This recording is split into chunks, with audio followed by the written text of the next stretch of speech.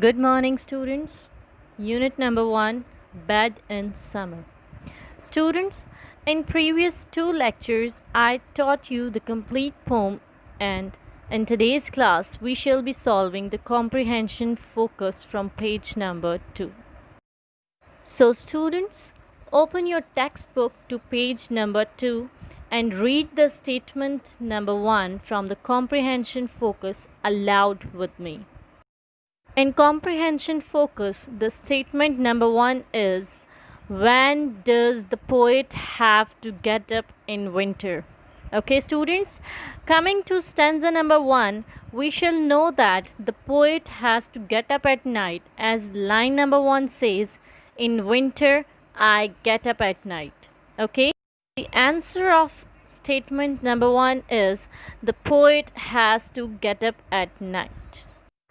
The second statement from the comprehension focus is, why does the poet not like going to bed in summer? Students, I told you that this poem tells about the feelings of children who don't want to sleep, rather they want to enjoy playing. So as the answer is, the poet does not like going to bed in summer because he wants to play and enjoy the beauty of nature. The third statement from the comprehension focus is, what does the poet experience in summer lying in bed? Coming to stanza number 2 on page number 1, we shall be knowing that the poet sees birds jumping on the tree and hears the footsteps of people in the street. So, according to that stanza, the answer of this statement is, the poet sees the birds are still hopping on the tree and hears the sound of people's feet going past in the street. Next statement is, what is the theme of the poem? Students, I have already described the theme of the poem in the description. The answer of this question is, the poet talks about the feelings of children who find it hard to go to bed in summer early because they want to enjoy playing and seeing things around. These were the 4 statements which we have cleared out. Now, only one statement is remaining from comprehension focus, and that is, do you experience the same feelings as the poet does in summer? Share your experience. Now, what you will have to do in this question, you will have to share your own experience. You will have to answer it yourself because this statement demands your own experience. Okay, students? Now come to page number 4, vocabulary focus. Question is, read the given words with their meanings. Okay, so the word number 1 on page number 4 in vocabulary focus is hoping. What is word number 1? Word number 1 is hoping. The meaning of hoping is move by jumping on one foot.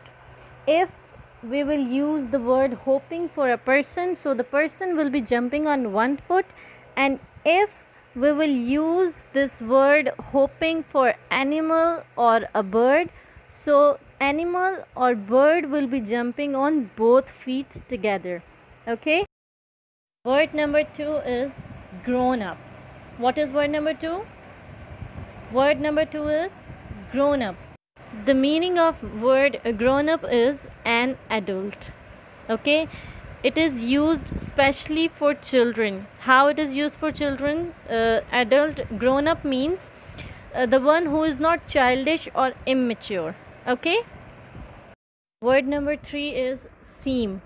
The word seem means give the impression of being something or having a particular quality. It means that be unable to do something despite having tried. Okay, the fourth word is quite. What is the fourth word? Fourth word is quite. Quite means absolutely or completely. Okay, word number 5 is way. Way means a method, style, or manner of doing something.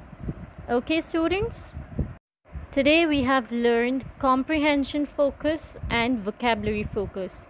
It was all about today's lecture. I hope you all have understood well. And this is the assignment of yours regarding today's lecture.